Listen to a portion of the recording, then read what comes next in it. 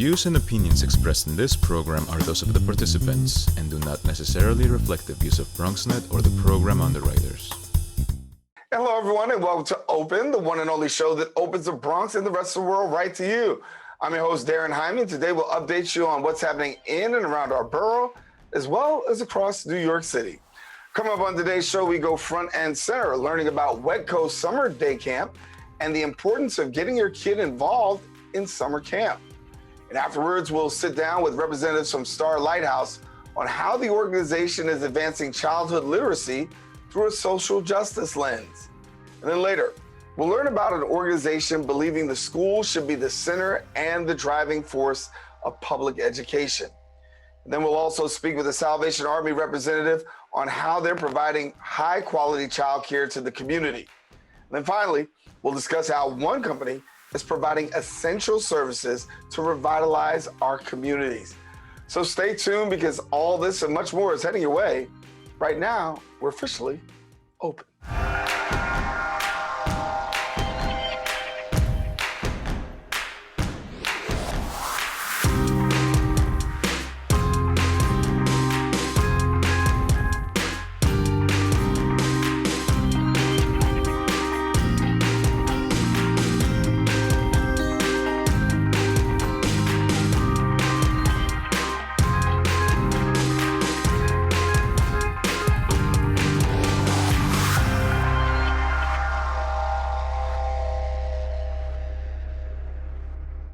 Hello, everyone, and welcome to Open, the one and only show that opens the Bronx and the rest of the world right to you.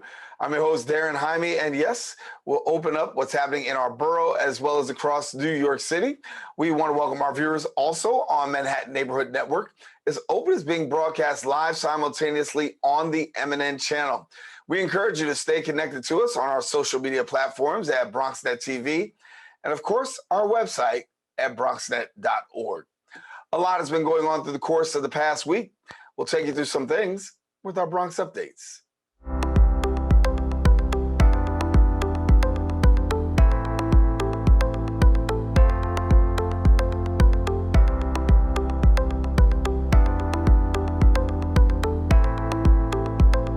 Hunts Point recently welcomed a $121 million affordable housing development.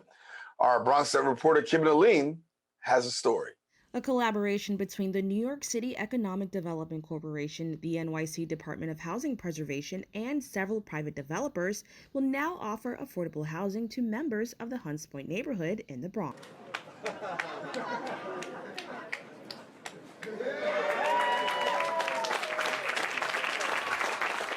Phase 1 of the housing development marks a turning point for the borough, opening 183 affordable units on the former site of the Spofford Juvenile Detention Center. After 54 years in operation, the detention center closed in 2011. A site of pain and really a lot of damage over many decades in the Spofford Juvenile Detention Center. It's come down, has now been replaced with 180 units of affordable housing with tremendous event, community, recreational space, and opportunities for jobs. The Peninsula remains the first residential building of new mixed-use development. Mayor Eric Adams celebrates this accomplishment while acknowledging the impact the former juvenile detention center had on his upbringing. And there's nothing could be more significant that I was housed here as a juvenile in Spofford, and now we're building housing to prevent people from being housed in a juvenile correctional facility. That is amazing, and that is great about this city. Bronx Council member Rafael Salamanca Jr. says the $121 million project is part of the restoration of the South Bronx. I've been able to allocate $4.5 million for phase 1. And, I'm just filled with emotion to know that we shut down a jail, we build affordable housing, we're building a school, we're building green space for residents in the Hunts Point community. We are revitalizing the South Bronx. With Phase 1 complete, developers plan to continue their efforts towards restoring the Bronx. The project will transform the nearby empty lot into 740 affordable housing units and recreational space. Reporting for BronxNet, Kevin Aylwin. And thank you, Kevin. That's all the time we have for our Bronx updates, but we're not out of show. Stay with us. Open continues right after this.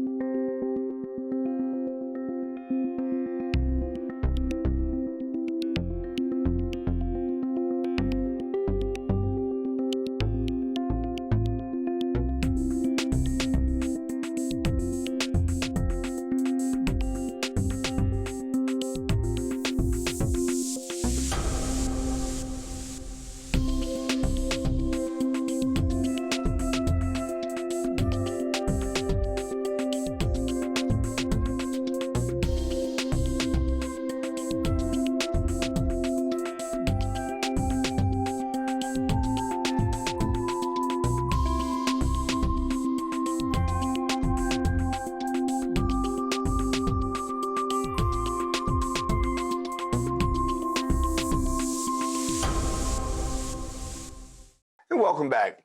WHEDco is a community-based organization, or I should say a community development organization. It's actually founded on the radically simple idea that all people deserve vibrant and healthy communities. Now, WHEDco fosters higher academic achievement for more than 100 school-aged children each year through its education and youth development programs. And as we approach the summer, we're glad to have the Senior Director of Education and Youth Development at WHEDco, Katie Aylwin, joining us. And thank you so much for being with us. Hello, happy summer. Thanks for having me. Happy summer. Well, as we say happy summer, it's got to be a happy summer for you, because to have youth and kids in the building and to be able to offer summer programs has got to be a great feeling, considering what we've been dealing with the last couple of years. Definitely. We are so excited to build on the work that we did last summer when we welcomed all of our students back. We'll be expanding summer this year through New York City's Summer Rising program. We'll have 400 kindergarten through 8th grade students with us from 8 a.m. to 6 p.m. every day for the 7 weeks of camp that we'll be running. And we're just so excited to continue to create safe space and just help our students feel good about being in the school building, continue to reacclimate to being in the same space every single day and coming to school every day, and just really continue to build on all of the momentum that we've had this school year. I'm really excited. Yeah, Katie, you mentioned the Summer Rising program. It's a part of the city's Summer Rising program. Talk to us a little bit more in depth about it, what exactly that is, and how WHEDco will play this out. Sure. So Summer Rising is a partnership between the Department of Youth and Community Development and the Department of Education. WHEDco is funded by the Department of Youth and Community Development, or DYCD. And so we will partner with our host school, which is PSIS 218, which is where we run programming year round. We will partner with them to and DOE teachers to run academic programming in the morning for students. Generally, when you think about summer, you think about summer camp and summer school, and this is truly a blend of the two. And so we'll be providing that academic enrichment for students, no matter their learning ability and where they're at grades-wise. Everyone will get some more academic enrichment. And then in the afternoon, we'll transition over to the usual after-school or summer camp activities that you'd think of. So we'll have chess and dance. We'll have flamenco this year. We have soccer and basketball and double dutch and art and drums, and just everything that we generally are offering during the school year. We'll expand and offer even more in the summer. And so it's a really wonderful way to just make sure that our students are continuing to build on the learning that they've done in the school year, prevent any summer learning loss that they've had, that they may be that's trying to creep in, and then also just to make sure that, you know, a lot of the learning that folks are afraid students lost during the pandemic when we were not in the building together 5 days a week, just making sure that we're continuing to supplement that and build on it as much as possible for all of our young people. And as young people are coming back, some of them have really dealt with the whole issue of isolation throughout the course of the last couple of years. I mean, honestly, working behind a computer, being at home, and now having the opportunity to really get out and about. As you assess the needs of our young people, what are you seeing by way of them? How are they doing socially? How are they doing emotionally? WHEDco is very lucky. We work with a really amazing group of social workers who are school-based with us. That's part of all of our contracts we've built in to make sure that we have these wonderful folks working with us, and they join us in the summer as well. But in tandem with them, we are seeing a lot of just social gaps. And so, you know, really making sure that our students are reacclimating to working in groups and socializing at the appropriate age level, and just, remembering what it's like to be in a place with people that aren't your family, and aren't like you. Maybe you and your brother can wrestle on the floor, but we're not going to do that here at school. So really making sure that we're helping our young people navigate that space. And I like to think of all of the space that we create at WHEDco as a good space for our young people to make mistakes and learn from them, and then grow and make better choices the next time. And so hopefully that's what we're able to continue to work on this summer with all of our students that'll be joining us. Yeah, preparing for the day, I was taken aback a little bit by the fact that I never saw a camp that really offers dog therapy. And so you've got dog therapy as part of the things that you offer towards your young people. Talk about why you felt that was necessary and what you hope to accomplish. Our dog therapy program is working with our partners at A Fair Shake. They also joined us during the pandemic online. Our students would read books to the dogs and then do a Q&A with each of the owners and with the dogs themselves, which was really fun. But this year they'll be back with us in person and they'll be joining us.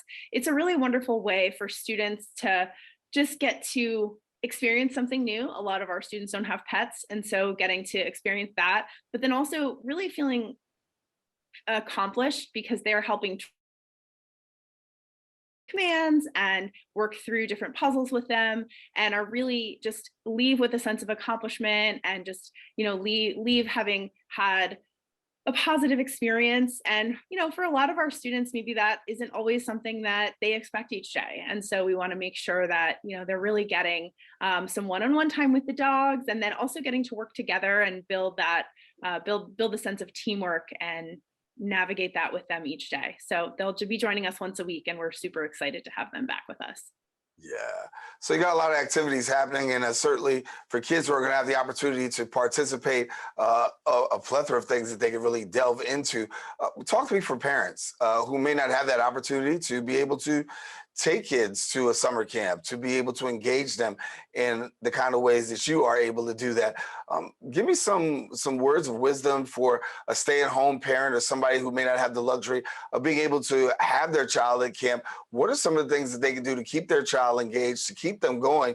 Because we know that during the summer, sometimes there is that learning gap, or you begin to lose a little bit because you aren't doing as much education as you normally do on a daily basis. What can a parent do? Definitely. I think that learning is everywhere. So if you're walking down the street with your child, ask them to make up a story about what they see. Ask them to tell you the colors that they see. What letters do you see represented? If they're older, ask them to read aloud to you. If they're watching a TV show, ask them to summarize it. Talk about the characters. Talk about the plot. Why are those parts important? Also, I think STEM is everywhere. So science, technology, engineering, and math is a part of our day every single day now. And so asking students, like, what are some of the aspects of video games that you're really interested in, and what would you change and what would you build?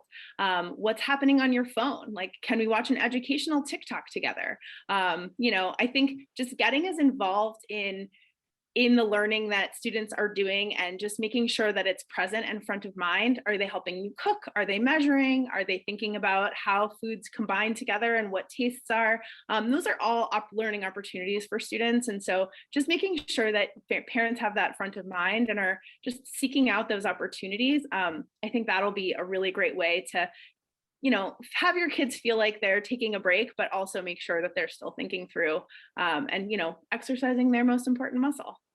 Yeah.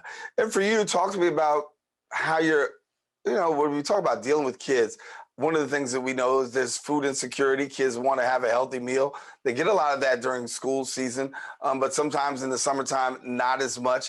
What are you doing by way of food and health challenges there in addressing the needs? Because we know that so many parents, even though they send their kids to school, sometimes we find out that it's the only healthy meal that they get throughout the course of the day. Definitely. New York City has a school foods program at many host schools. And so we are lucky enough that PSIS 218 is a school food program, but all summer camps will be offering breakfast, lunch, and snack to students. So I definitely recommend families call 311 or look up online where their nearest school food feeding sites are, because those will be healthy meals that students can have twice a day. But then here at WHEDco, we like to expand that and really work with our students on thinking through making healthy eating choices and learning how to cook healthy foods themselves. So we have a garden where students grow their own vegetables and get to taste them and try them out each summer. We also do a cooking class. This year for our K1 and 2 students, we'll be doing a nutrition class with them, just really thinking through, like, what is the difference between eating a piece of cake or eating a carrot? And is carrot cake a vegetable? It's not. And so really thinking through those things and helping them make good eating decisions, but also, having them try new things that they maybe haven't ever gotten to try before. And for our students in gardening, really take pride in the fact that they're growing their own food and learning how the food process really works, and like, what is it like to go from farm to table, and how cool it is that here we have a little farm and our table is right next to it here at WHEDco. So we're really excited to do that again this summer. And at the end of the summer, what are you hoping that your young people and parents are able to take away from this experience? I really hope that all of our students have just had a lot of fun. I hope that they feel like they've felt safe, that parents have felt confident that for 50 hours a week their students are with us and safe, and their parents can be off and doing whatever else they need to be doing, and then that that our whole school just continues to rebuild our community and make sure that we are having just another memorable and fabulous summer together. Well, Katie, much success to you this summer. I know you guys are planning for a great summer for kids and for parents to be able to enjoy the fact that their kids won't be home, but doing something in a real constructive environment. Thank you so much for being with us. Thank you so much. Have a great summer. All righty. I want to let you know now, if you want more information, please don't hesitate. You can visit their website at WHEDco.org, and there you can find out all that you need to know about the summer program. All right, we are taking a quick break. We want you to stay with us. We've got more Open coming up right after this.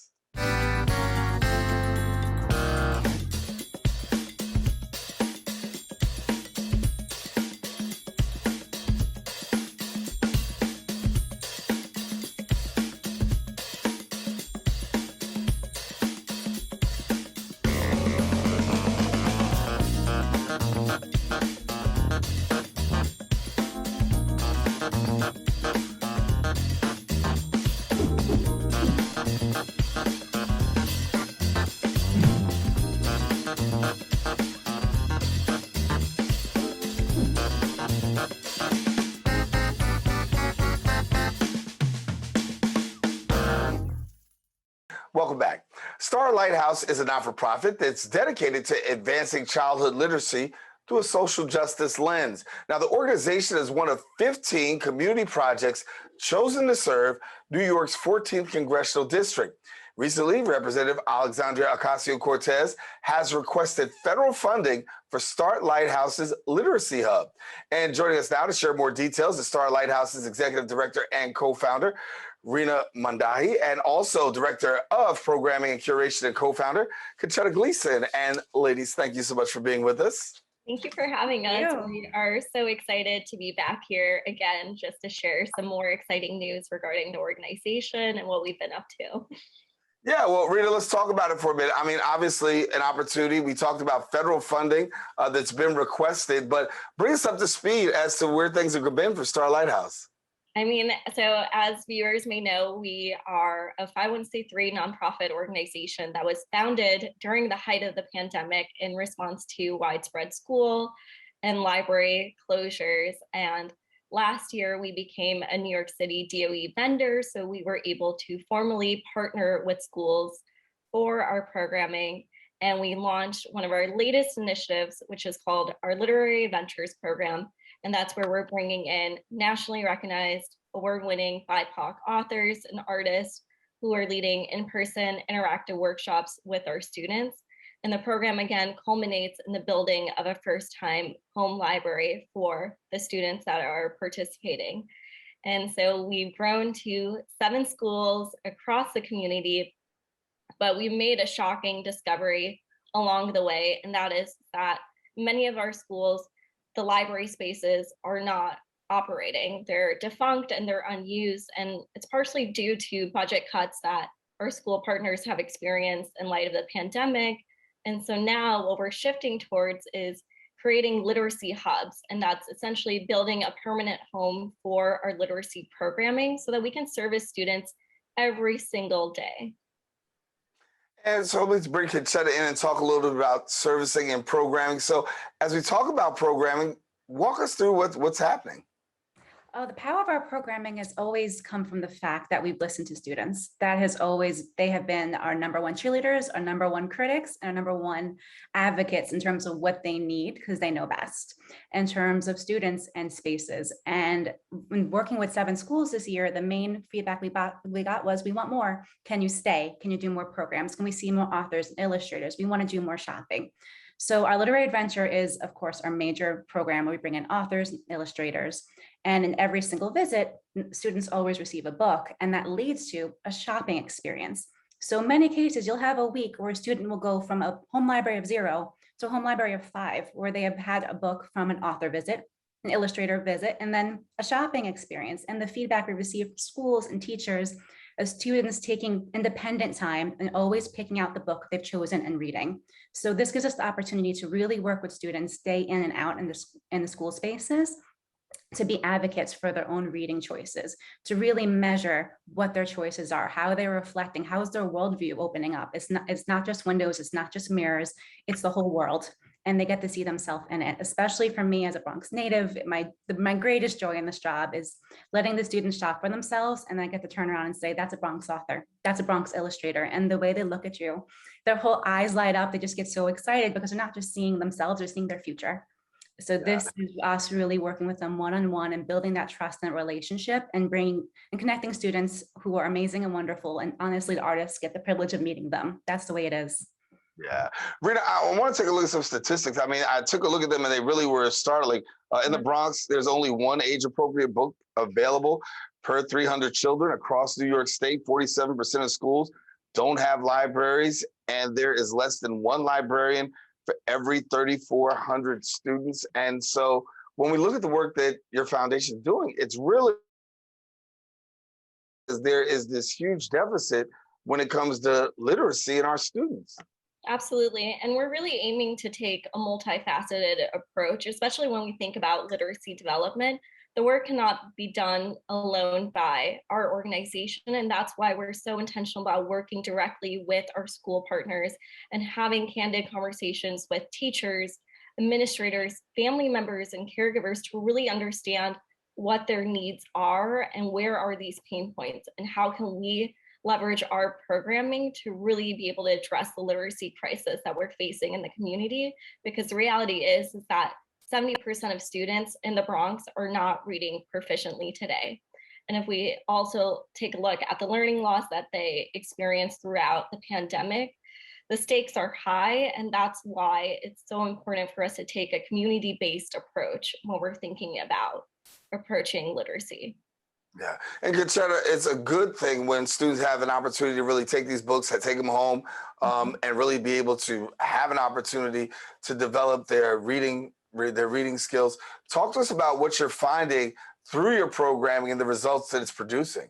The results we're producing have been really interesting across, because each school is unique and interesting in its own way. So we've had the privilege of working with 7 schools, and we're seeing jumps in attendance records. We're seeing jumps in student engagement across virtual and in-person events. We're seeing also just students' endurance for reading, students' lack of fear when it comes to reading. We did a pilot recently, which we're going to make permanent because we can't stop ourselves. We love it. We're second graders. We're working with second graders. Of course, they're entering a really critical year next year. They're entering testing in 3rd grade. So we did 11-week pilot where every single week at nighttime, their parents, as well as their little siblings, were invited to join them, where they read a book they got home for their own personal use, and the author logged on to Zoom, and they read the book together, and they had the opportunity to ask questions, to interact with an artist. And the beginning of the week 1, week 2, they had like a half-hour endurance. They were excited, they were interested, they were polite. But around week 5, their attendance records jumped because they're talking about it amongst themselves. The younger siblings started joining, which was huge. That's when I knew it was fun for the kids. They were having a good time. And their endurance to sit for a half hour, the quality of their questions improved, their engagement with literature. They're asking what's next week, what's coming, what can I look forward to? I want to read this to my mom. And can we have books in other languages? And then we started including Spanish bilingual books, Filipino books, to make sure we're addressing home languages. Their engagement, comes down to self-selection. If you find every child has a book they're going to love, we just have to find the book for them and make the connection. So it fills that gap. It goes from access, it becomes ownership, their own ownership. Yeah. Rina, I talked in the beginning of the interview about how Representative Alexandra Ocasio-Cortez is going to call for some funding. Talk to us about where that funding is going to land and what that will do for you.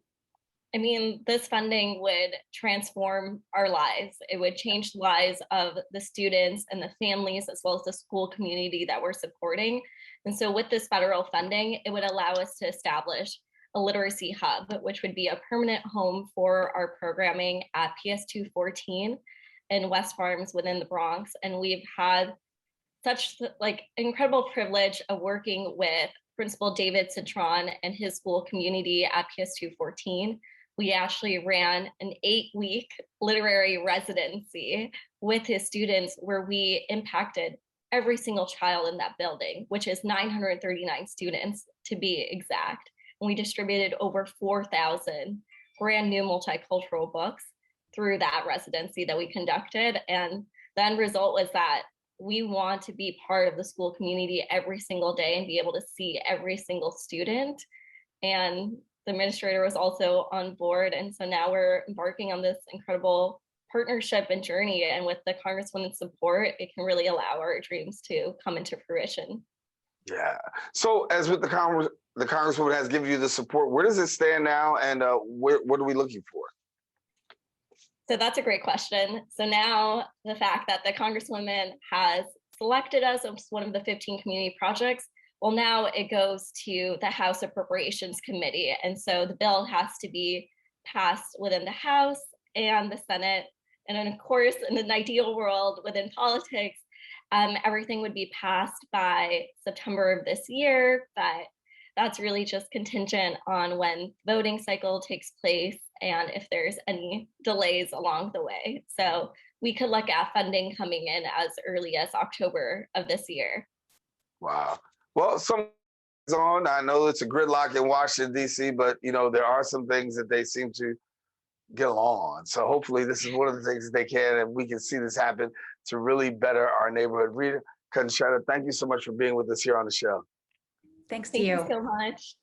All righty. Well, I want to let you know if you want more information, visit the website, starlighthouse.org, and then also follow them on Instagram and Twitter at Star Lighthouse. All right, we got more show. Don't go anywhere. Open is going to continue coming up right after this.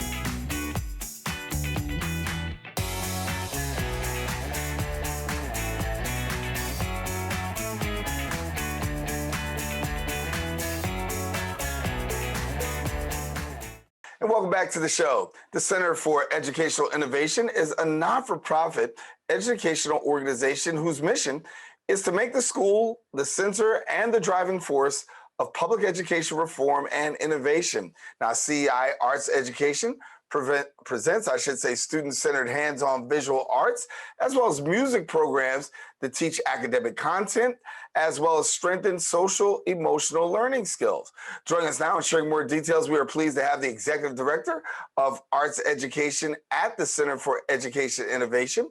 We've got Alexandra Leff, Junior High School 131, Albert Einstein 8th grader. We have got Atika and her last name is Kake. And then we've also got South Bronx Academy for Applied Media 296 eighth grader Christopher Breton. And thank you so much for joining us all and being with us here on the show. Thanks and for having thank you. And Alexandra, I'll start off with you. A wonderful opportunity to showcase some students who are making a positive impact, and for you, a program that's actually making a difference. Yeah, thank you so much. Our Benchmarks program empowers students to have a voice on social issues that they select, that they care about, through the power of art. So by creating these powerful, collaborative, meaningful murals on benches for display in parks citywide. We're really proud of all the students, and especially Atika and Christopher are here today. Yeah. Atika, talk to me about this, because you had the opportunity to design. What was behind your design? Our design really hit the subjects of discrimination as well as global warming, something that are both prominent parts of our community and stuff that is going on today. And so when you thought about discrimination and global warming, what are some of the things that come to mind for you that you wanted to make sure that people saw in your artwork? I really wanted them to see big parts of discrimination against the LGBTQ community, as well as people of color. Those are very two prominent things that our community suffers through today. Yeah. And Christopher, for you, I'll ask the same question. What was behind your artwork and what made you do what you did? Okay, so my bench was about women's rights, and some of the things that were included in the bench were obviously women and women of different races, representing union and equality, and how society treats women and how they should be treated. Yeah. Alexandra, talk to me about this here, because here you have students and they're engaged, but they're engaged in social justice. They're engaged in, bringing a message of social change. And for some, that doesn't always occur, but for your students, they're grabbing the horns up front and center. Yeah, absolutely. We're so thankful also to the Parks Department for giving our students this public platform for expression. And the idea of the whole program is for students, as you've heard, to speak out, whether it's women's rights, discrimination, racial injustice, gun violence, a whole host of issues, and to really give young people of our city a voice, to be able to elevate their voices through these art projects. And hundreds of thousands of people will be seeing these benches, sitting on them, eating lunch on them, but most importantly, seeing the messages for social change that the students have created. Yeah. Atika, when you have someone who sits on a bench and sees your artwork, what is it that you want them to be able to think about or say? I want them to know that people typically look at these and then completely separate themselves from the message that's happening. I want them to understand, and also for them to truly incorporate the stuff we put on our benches into their daily lives, for them to stand out and speak out about discrimination, as well as a lot of global warming and issues we go through for our earth today. And Christopher, when people sit on the benches, what would you want them to, and they see your artwork, what would you want them to say and or think? Whenever people sit in my bench or see it, I want them to understand the message that was trying to be across, the message that was trying to be set.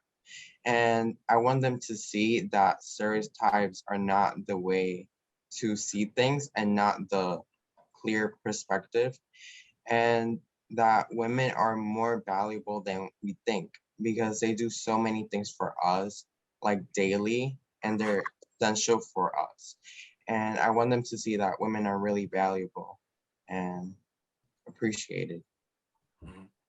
Alexandra, it's a great public, platform for people to see young people engaged in social change. Talk to me about the process. I mean, how long did it take them to do the artwork, and how much time and space did you give for them to be able to create this? So I, teaching artists, go into the schools in late January and work with students across weeks after weeks after weeks to really explore to explore social activism, learn about the different forms of social activism and how the arts can be a powerful vehicle for social action. Then they also look at the history and practice of public art, that art isn't just in a museum, but it's all around us and can really impact so many people. And then ultimately, students engage in a conversation about social issues that they care about. And then they vote, they figure out which ones are they going to really focus in on.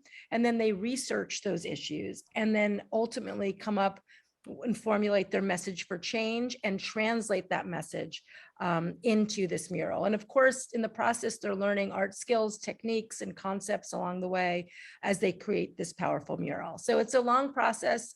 We had an opening event in the end of May at Washington Square Park, where all the benches from all boroughs were there and unveiled. And then the benches went into each borough. So all of our Bronx schools are in this one park in the Bronx, and all the others are in their respective boroughs. So it'll be there through the whole summer. Yeah, Atika, what does it feel like for you being able to have your message out there? And, Alexandra talked about how so many young people are actually talking about these issues. Talk to me about this, because sometimes we don't get to know that our young people are really thinking and talking about this, but the reality is you guys are. And what are the conversations like between your peers when you talk about the issues, maybe if it is discrimination or climate change or any other, take me inside and talk to me about what happens in these conversations. Well, generally, I am quite proud of my work and my classmates' work and all the effort we put into that project. And generally talking to other students about this, they're very open. And I've noticed that throughout generations, I've had a easier time communicating with the younger generation than the older ones about especially climate change, because there's always this stigma and this lack of information that is sometimes just not translated to the older generations, but more easily translated for the younger generations. So I've noticed that rift, and I kind of want to find a way for everybody to be able to talk about this together in an understanding and easy environment.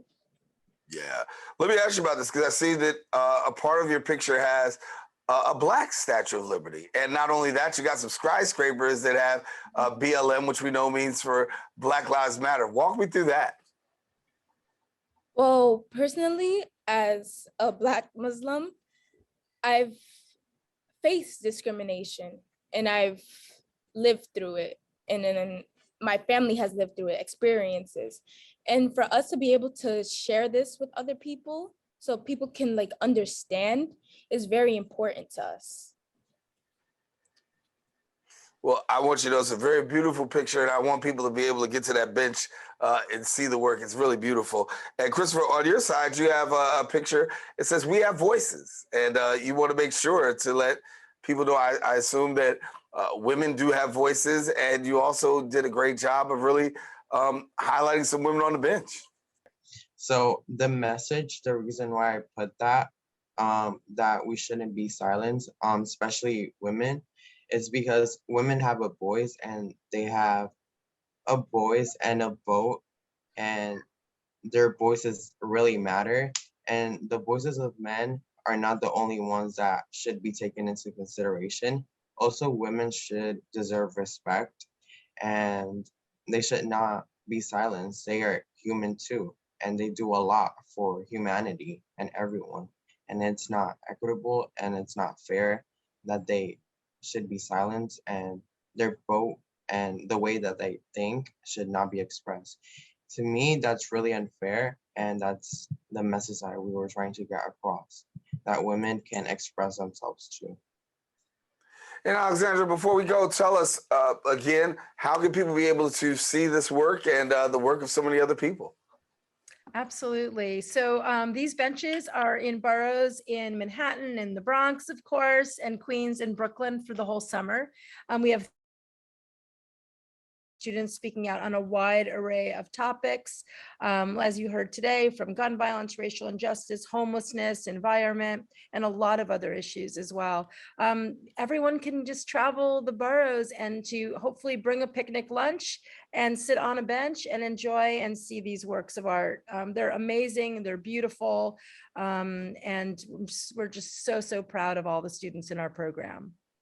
It's an amazing piece of work, and I definitely want to give a shout out to Christopher and Atika for the work that they've done. It's a beautiful, beautiful work, and hopefully people do travel to see the benches. So thank you all for being with us. Thank you for having us.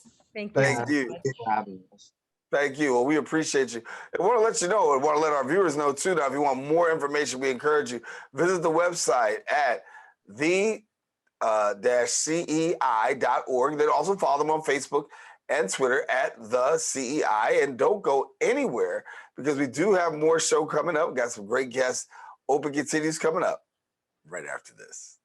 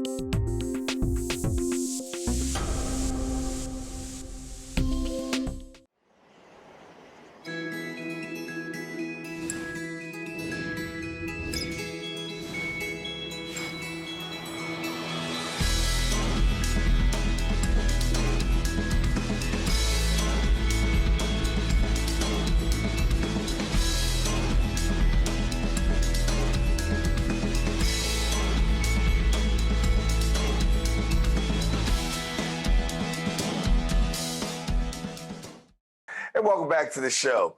The New York parents should tell you that they know a lot about high quality childcare and that the fact that it can be nearly impossible to find and or afford. However, that's not the case for the Salvation Army. They strive to create an environment where children can learn how to become critical thinkers and are given opportunities to participate in fine arts, educational exercises, and field trips.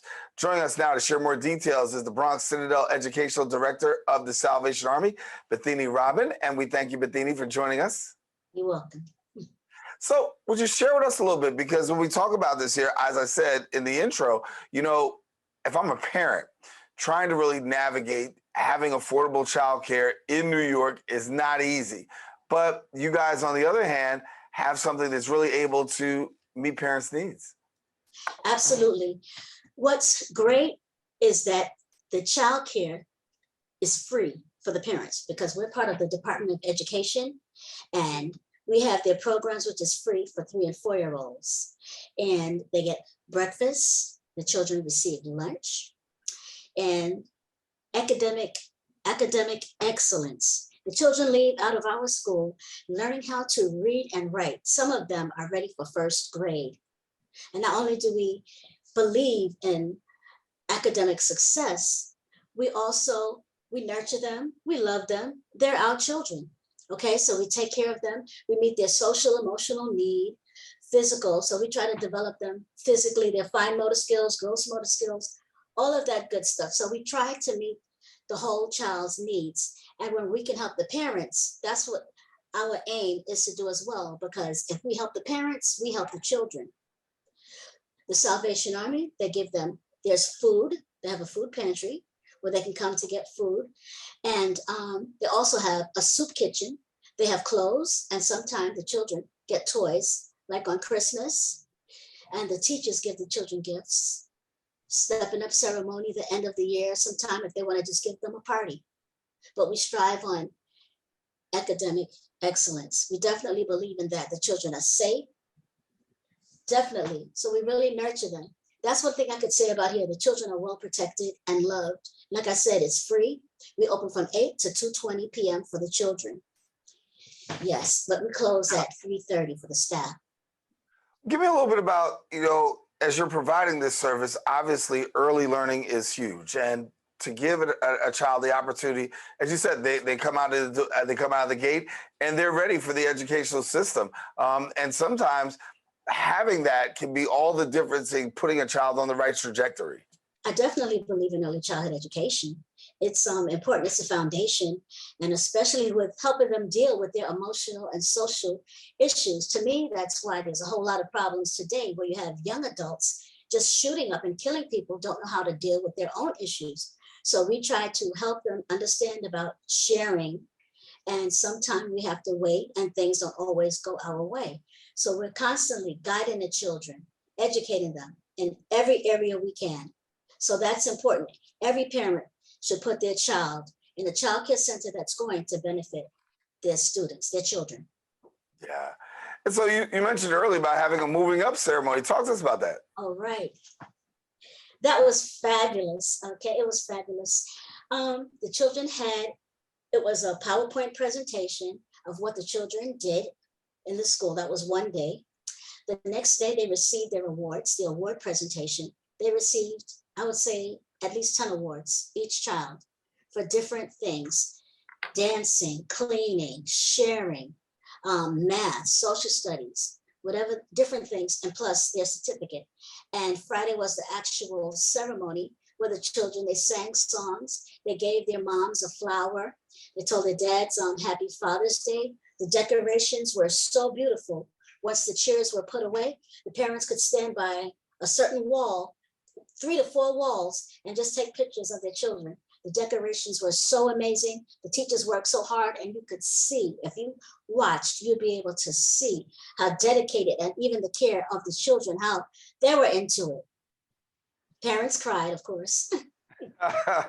Yeah, very, very emotional. But I think you speak to something because you spoke about them getting multiple awards, but really at the heart of it is really celebrating young people at an early age and giving them the opportunity to be celebrated. What's it like for you to see these young people be celebrated, and what's their takeaway after having such an experience? Although they're very young, yet and still there is an experience that they have in being celebrated. Well, they feel good about themselves, for one thing. And that's what I stressed when I spoke to them at their ceremony. We are so proud of you, but you should feel good about yourself too and what you've done. How do you feel about it? Do you feel good? Yes, yes. And they cheered. That's what it's about. Knowing what you can do. It's nice, it's beautiful to have other people appreciate you, but you start by learning how to appreciate yourself. That's important, because in real life, people are not always going to appreciate us. Yeah, I want to ask you the question: when a child comes through and has the opportunity to be with your staff and yourself and learn, what's the hope? What's the takeaway that you want both the parent and the child to experience? Well, I'm gonna quote one of my teachers: "Go to college." Okay. That's one of the dreams, and I totally agree with that. I had one of my students, one of the kids, right? I said, "You going to college?" "No." "You going to college?" "No." "You going to college?" "No." So I was talking to another teacher about it, and she spoke to him. "Yes, you should go." And I explained to him why it's important, because education is the foundation. Basically, to make it successfully, I think a good education is important. It builds self-esteem as well. So I want them to take away education and to know that what they have learned, it's not going anywhere. It's going to stay with them and just go higher. They're just going to get more. Yeah. Learn more. Bethenie Rahman, thank you so much for being with us as you talk about the work that's going on at the Salvation Army. I want to thank you for taking the time and sharing with us, and congratulations. You're welcome. Take care. All right. Take care. Now, for more information, listen, you can visit the website, salvationarmyny.org. We encourage you to don't go anywhere. Open continues right after this.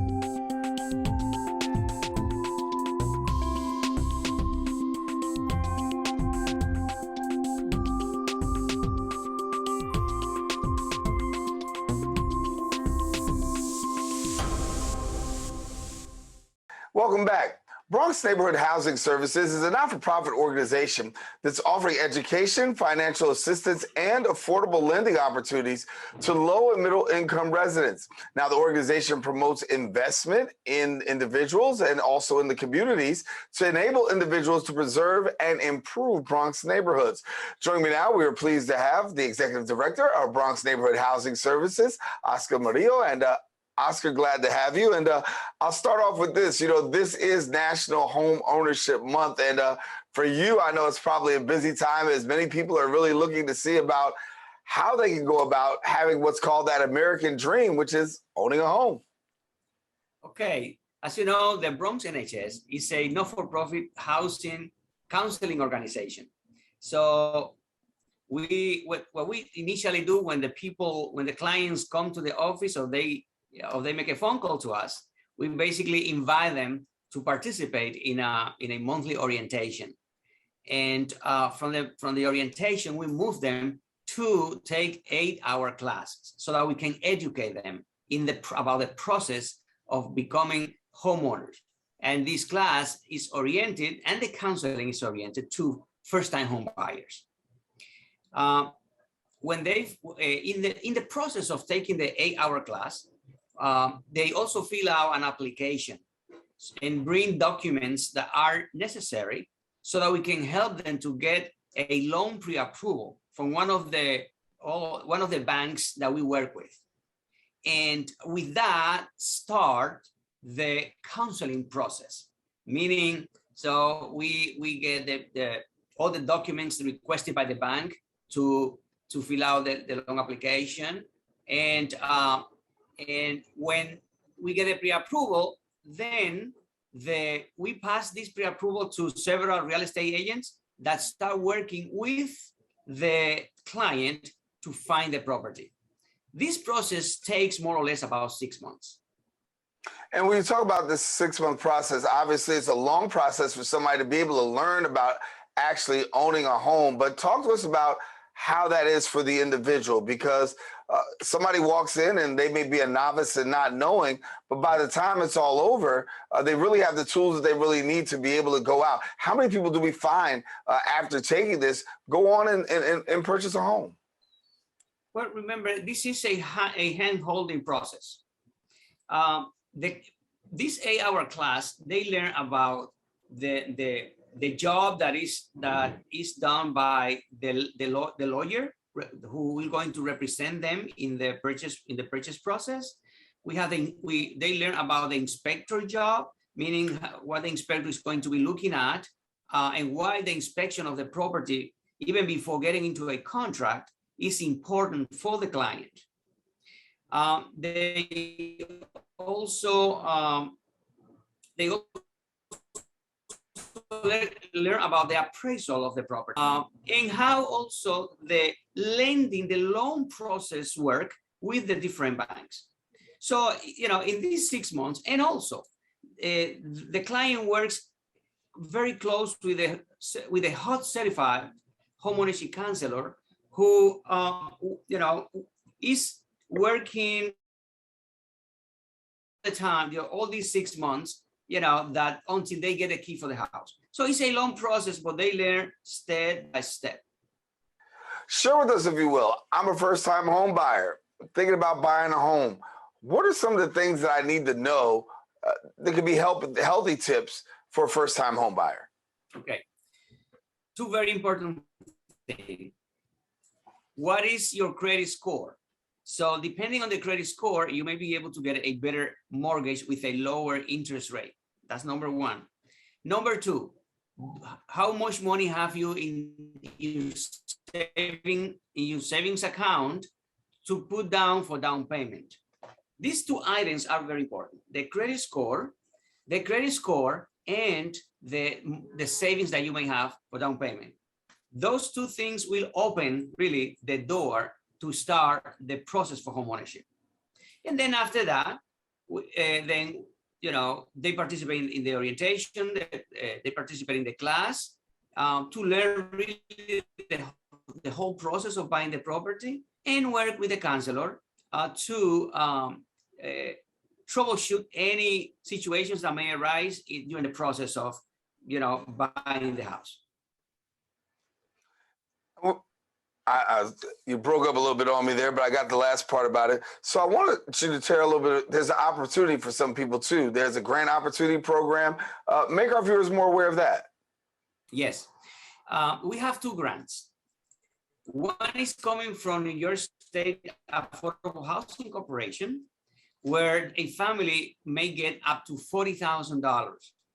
This grant is a combination that it can 51% of the $40,000 may be used to repair the property if the property needs some kind of repair, and 49% can be used for down payment and or closing costs. That's the grant coming from the state. There is another grant issued by the city of New York, and a family may be able to get $100,000. And that money, that $100,000 can be used for down payment, closing costs, and to lower the loan amount that the client is going to get. So when you have these grant opportunities, who's eligible and how do they go about taking a part of that? The eligibility is basically income-wide. So it depends on the family income to qualify the client. Especially, both grants are tailored to low-income families. Let's say, for example, for a family of 4 that may be able that make, let's say, $80,000, $85,000, they may qualify. So, but for a family of 4 that makes $150,000, will not qualify. So, but like from $80,000 to $115,000, the person qualifies. But I also think the beauty of what you do is if a person doesn't qualify, I know that you spend time working with them to help them to get them to a place where they do. Exactly. Yeah, because not all the clients that come to NHS, they qualify for the grant. However, the grant is just like a plus, so that we can, to help them with down payment and closing costs. But if they don't qualify, we work with them in the same way until they close for the house and they get the key to get into their home. That's awesome. And so for people who want to take advantage of it, please tell us how they can go about taking advantage of this. Well, they need to get into bronxnhs.org, bronxnhs.org, and register for one of our orientation. They can also call NHS at 718-881-1180, 718-881-1180, and then we can register them to take the first orientation, and then we take it from there. Yeah. What's the biggest mistake that people make when it comes to trying to buy a home? They try to buy a property, let's say, more than they can afford. Let's put it that way. We do an affordability for each client, right? But if they try to buy just because they got the approval from the bank, but they cannot afford it, and they buy anyways, that is buying trouble. Yeah, gotta stay within your means. Big lesson there. Exactly. Yeah, thank you so much for being with us today, and I certainly appreciate you being with us. Thank you for inviting us. Yes. Well, now listen, if you want more information, we encourage you to visit the website at bronxnhs.org, and then also follow them on social media at bronxnhs. Want to let you know we come to the end of our show today. Want to thank all of our guests for joining us, and most of all, the viewer for tuning in. Now, if you missed any part of today's show, of course, you catch the recablecast on BronxNet's Channel 67, or if you have Verizon files, that'd be Channel 2133, or anytime on the web at bronxnet.org. Of course, you can also catch a brand new episode of Open on Monday, I should say Friday, with my girl Rina Valentine. Monday is our brother Bob Lee, but next show will be coming up on Friday. Check Rina out. She's got the best in arts and entertainment. Until then, I'm Daren Jaime saying take care, God bless, and most of all, keep this channel wide open.